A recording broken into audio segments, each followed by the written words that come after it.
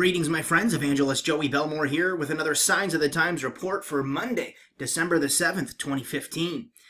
Got a lot to get to in this piece, as usual, and I'll always include everything I show you in the description box below, so you can be linked up to every article if you want to go and check out stuff for yourself or read some of these articles in their entirety. But I'm going to focus on, what's going on over in Syria and the ongoing conflicts between Turkey and Russia and all the other nations that are becoming involved in this deepening Syrian raging civil war over there. And I'd say that it's past the point of a civil war with all these major nations becoming involved now. And I've been talking a lot about how Isaiah 17 is looking like it's progressing rather rapidly toward fulfillment. And we'll start with this piece here. As we had, as I had reported on in a recent report, Britain has recently became involved in airstrikes over there in Syria. And here we see that the Syrian president, Bashar al-Assad, has said that airstrikes launched by the UK and France against purported positions of the Daesh terrorists or the Islamic State in the Arab country will be futile, as the two states lack the will as well as the vision on how to defeat terrorism. So he remains,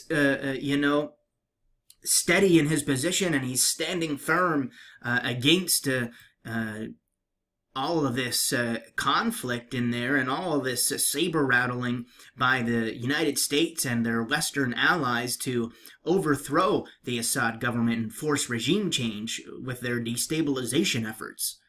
And in this piece, we see that he's also come out and stated that the British strikes in Syria are illegal and play into the terrorist hands, according to Syrian President Bashar Assad. Meanwhile, the Israeli Air Force has apparently struck a missile base down over in Damascus, and we see this conflict beginning to engulf Damascus, and that's what the Isaiah 17 prophecy is all about. It tells us, it says, the burden of Damascus, behold, Damascus is taken away from being a city, and it shall be a ruinous heap. And we're certainly see events escalating to a point where it's undeniable. You can't not say that this is at least progressing toward fulfillment. And I believe that Israel may have come out and denied these particular strikes, if I'm not mistaken. But it's been reported widely that they had conducted these airstrikes. And it says that the Israeli Air Force violated the Syrian airspace Thursday and struck the 155th Brigade's headquarters. So we see more escalation here and more airstrikes from multiple nations. We know France is carrying out airstrikes in Syria. We know Russia's carrying out airstrikes in Syria. We know Britain's carrying out airstrikes in Syria. We know Germany has gotten involved in Syria. We know, I could go on. All these major nations becoming involved. And that's not even to talk about, the broader range of conflict going on in the world, over in Ukraine and the Asia Pacific and in Africa and other areas in the Middle East. And some of these key players in the end time prophetic scriptures are beginning to step into their roles, and Bible prophecy is coming alive in the headlines we see reported from around the world each day. In fact, Syria has came out and stated that they have the right to strike NATO warplanes flying over their territory in the midst of this ongoing war over there in Syria. And it says here that Syria is ready to deploy the fearsome S-300 air defense system supplied by its Russian ally. The anti-aircraft, surface-to-air missiles will give Syria control over its territory and the capability to shoot down any intrusive warplane or missile, and it goes on in the article to specifically mention that even NATO can be a target here as they become involved in Syria. And it mentions here that the fatal shoot-down of a Russian fighter jet by a Turkish F-16 2 weeks ago has given urgency to installing the air defense system. it is as much in Russia's interest as it is in Syria's to have air cover, and the S-300 and its newer generation, the S-400, are reckoned to be the best technology in the world for that job. And in the midst of all the saber-rattling between Russia, the United States, and Turkey over the apparent involvement in the illegal ISIS oil trade, we've seen that Russia had come out and apparently revealed all this proof that Turkey was involved in the ISIS oil trade. Turkey then came out and said Russia was involved in the ISIS oil trade, and the U.S. has come out and, backed Turkey in the matter, of course, right now, because they're both part of NATO and they're serving a broader agenda. And it's as if the United States and the West are using Turkey as a pawn in this game. However, in this piece here, we're told that Russia has turned the screws on the West as Putin has come out and accused Washington of this ISIS oil cover-up. So the saber-rattling continues. There's certainly no de-escalation of tensions in sight here, and all the nations involved continue to remain firm in their stance against one another, and it's certainly an indication of the signs of the times, especially with the particular nations that are involved here and the key role they play in end-time biblical prophecy. Meanwhile, Turkey has come out in this piece here from the Jerusalem Post, and apparently Turkey has accused Russia of provocation after their naval ship sailed by with rocket launchers as it passed Istanbul. And it says here, Turkey accused Russia of a provocation on Sunday after a serviceman on the deck of a Russian naval ship allegedly held a rocket launcher on his shoulder while the vessel passed through Istanbul. Relations have deteriorated sharply since Turkey last week became the first NATO member in more than half a century to down a Russian plane, which it said had violated its airspace. And of course, we know that Russia has come out and said that no, they in fact did not violate airspace. Turkey says they sent multiple warnings to the pilot. The pilot who survived the attack came out and stated there were no such warnings. So we just see the war of words continuing as the saber rattling is ongoing between nations.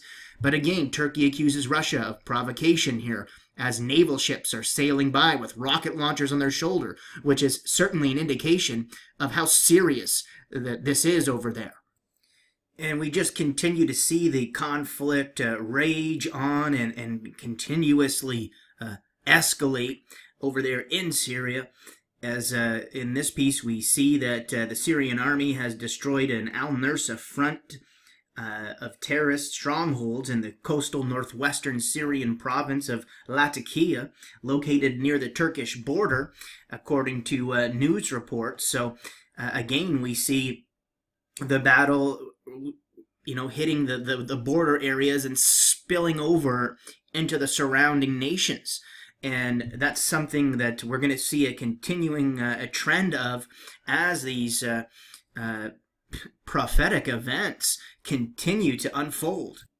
In fact, we know that conflict in Iraq has been going on for quite some time, and we know that Iraq right there, right next to Syria, and apparently here, Baghdad had come out and warned that it would turn to the United Nations Security Council if Ankara failed to withdraw the troops that it had deployed over there in northern Iraq within 48 hours. So this was reported a couple days ago, and since then, there have been many other reports that have come out on this matter. And this next one here, the Turkish troops that are deployed in Iraq on the country's defense ministry's invitation, that was according to the Turkish foreign minister and statements that he released yesterday. So he said that the troops were invited by Iraq, by the state's defense ministry, to be deployed over there. And I mean, I don't know how valid, that was, that they were actually invited there, because otherwise, they wouldn't be, there wouldn't be such an uproar of those troops being there. But in this next piece, we're told that Turkey had come out and said that it would halt further military interventions in northern Iraq for the time being, following the ultimatum that was given by Iraq, because they said they would consult the United Nations Security Council if they didn't withdraw their troops in 48 hours. So they come out and said, okay, we're going to stop the flow of Turkish troops into Iraq, but they didn't say that they're going to remove these troops from the region. And according to this piece, the Iraqi Prime Minister, Haider al-Abadi, has issued an order for the Air Force to be on alert as a deadline to Turkey to pull its troops from the Arab country approaches. So as these Turkish troops are still over there, the Iraq's Prime Minister says, hey, this deadline, you guys have, 48 hours or less now since that report. I presume roughly 24 hours left. But he says to the Air Force to be on alert, because as soon as that deadline ends, and if they're not there, he's threatening military action. And this is a piece that I found this morning from the Israel National News, and it talks about how Turkey apparently won't pull back their troops that have been deployed over there in Iraq, in that specific area over in Mosul. It says Turkey will not withdraw troops that it has deployed near an area controlled by the Islamic State terror group, a senior Turkish official said, after Iraq ordered the immediate withdrawal of its latest contingent. Turkey has deployed up to 300 soldiers to the Bashika area near the city of Mosul, the jihadist group's main hub in Iraq, describing it as a routine rotation in its program of training Iraqis to retake the city from ISIS. So it remains to be seen what will transpire out of this. We have warnings of the Iraqi Prime Minister to put the Air Force on alert, gave them a deadline to withdraw the troops. Apparently Turkey says they're not going to pull back their troops.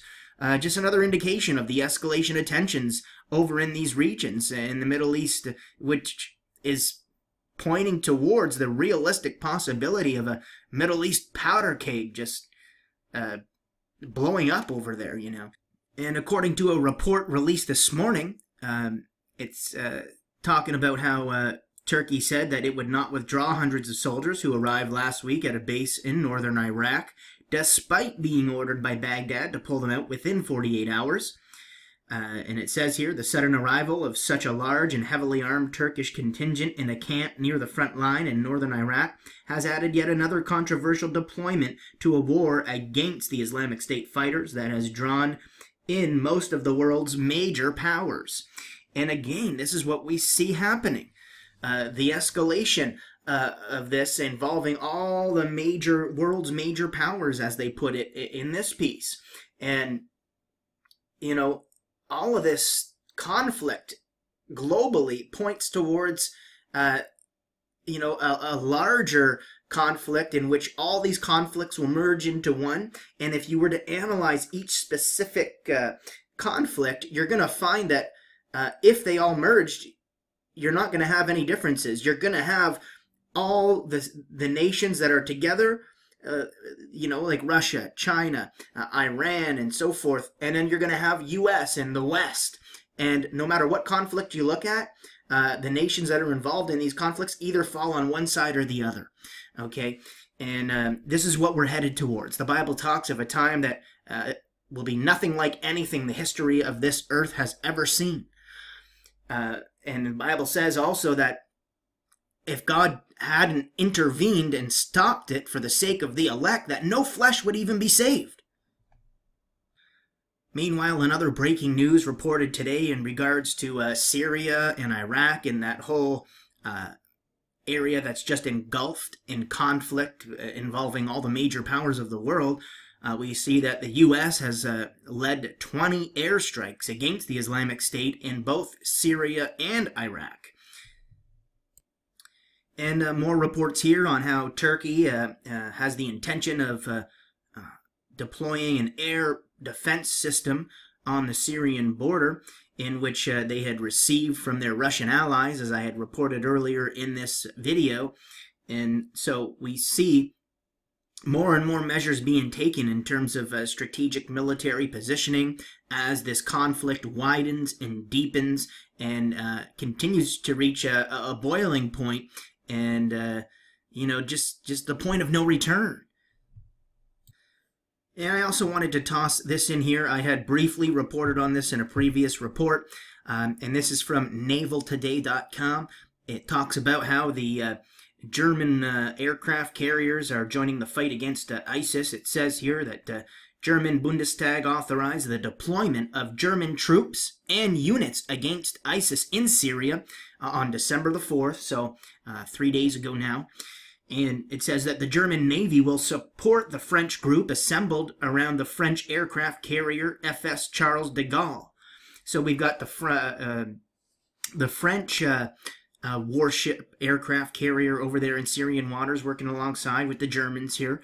It says the frigate FGS Augsburg will be sent to aid the aircraft carrier's operations in Syria. Also goes on to mention that that it's still deployed and in the mission Operation Sophia in the Mediterranean, and will sail for the Middle East in the following days. Goes on to say the Charles de Gaulle carrier strike group now consists of 8 ships, 1 aircraft carrier, 4 destroyers, 2 frigates, and 1 replenishment ship. The group disposes of 26 fighter jets, 2 patrol aircraft, and 9 helicopters. Now, that's certainly an indication of serious strategic military positioning here. You've got the Germans working alongside with France here with these massive aircraft carriers and multiple ships and fighter jets and helicopters and what have you. So I wanted to put this in here. It'll be linked below with everything else. In this last piece here that I'm going to close the report with, talks about how Turkish President Erdogan has a trump card against Putin that would transform the Syrian war, apparently. And the report goes on to talk about how following the downing of a Russian warplane by Turkey, Russia has shown no signs of letting up on its military operations near the Turkish-Syrian border. It says here, prior to the incident, Moscow ignored calls by Ankara to put an immediate end to its airstrikes on Turkmen rebel brigades operating along the border. The tension culminated in Turkey's decision to down the Su-24 fighter jet from Russia, which had been bombing units of the Liwa Jabal al-Turkmen, an ethnic Turkish group backed by Turkey at the time it was downed. So it goes on to talk more about this here. Russia insisted the plane had been bombing terrorists in the area. Burned by the incident, Russia deployed an advanced S-400 surface-to-air missile system to the coastal province of Latakia and ordered that all Russian Su-24s be equipped with air-to-air missiles. And I had reported on all this previously.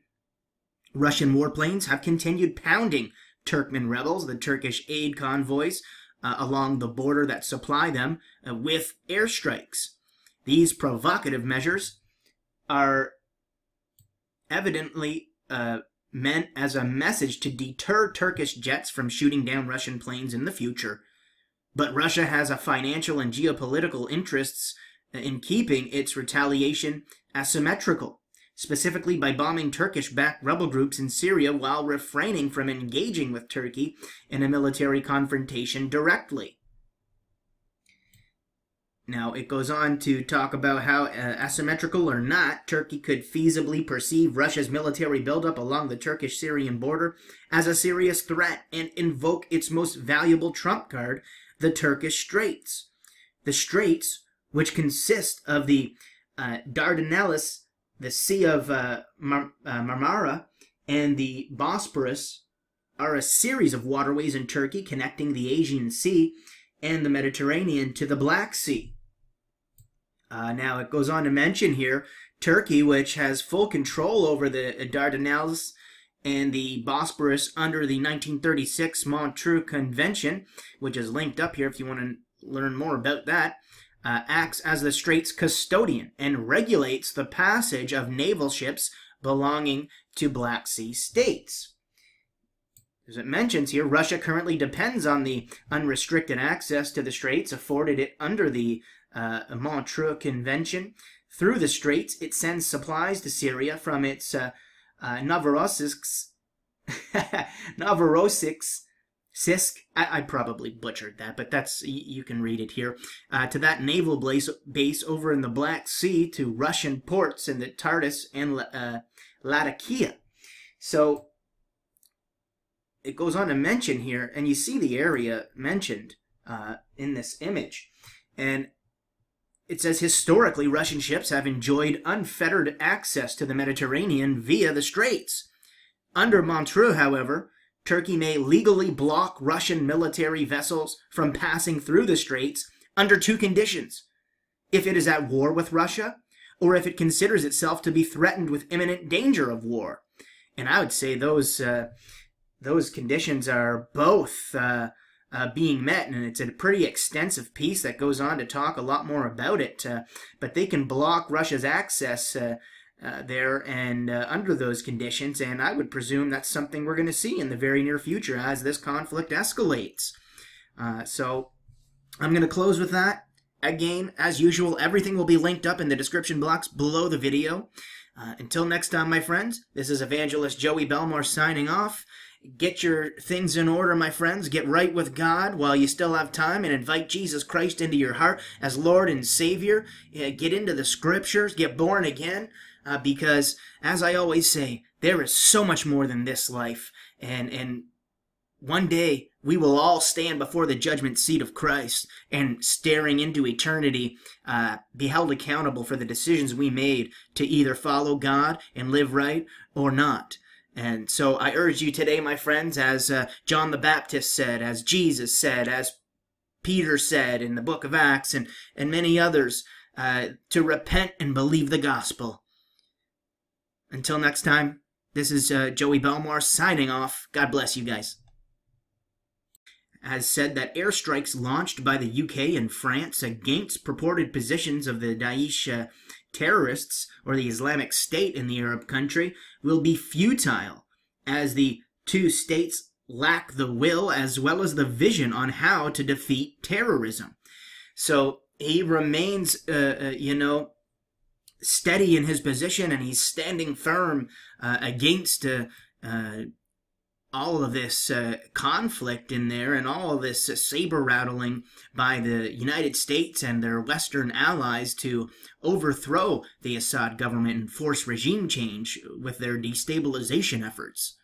And in this piece, we see that he's also come out and stated that the British strikes in Syria are illegal and play into the terrorist hands, according to Syrian President Bashar Assad. Meanwhile, the Israeli Air Force has apparently struck a missile base down over in Damascus, and we see this conflict beginning to engulf Damascus, and that's what the Isaiah 17 prophecy is all about. It tells us, it says, the burden of Damascus, behold, Damascus is taken away from being a city, and it shall be a ruinous heap. And we're certainly see events escalating to a point where it's undeniable. You can't not say that this is at least progressing toward fulfillment. And I believe that Israel may have come out and denied these particular strikes, if I'm not mistaken. But it's been reported widely that they had conducted these airstrikes. And it says that the Israeli Air Force violated the Syrian airspace Thursday and struck the 155th Brigade's headquarters. So we see more escalation here, and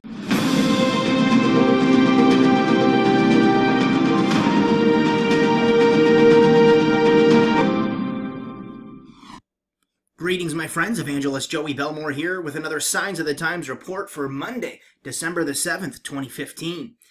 Got a lot to get to in this piece, as usual, and I'll always include everything I show you in the description box below, so you can be linked up to every article if you want to go and check out stuff for yourself or read some of these articles in their entirety. But I'm going to focus on, what's going on over in Syria and the ongoing conflicts between Turkey and Russia and all the other nations that are becoming involved in this deepening Syrian raging civil war over there. And I'd say that it's past the point of a civil war with all these major nations becoming involved now. And I've been talking a lot about how Isaiah 17 is looking like it's progressing rather rapidly toward fulfillment. And we'll start with this piece here, as I had reported on in a recent report. Britain has recently became involved in airstrikes over there in Syria. And here we see that the Syrian president, Bashar al-Assad,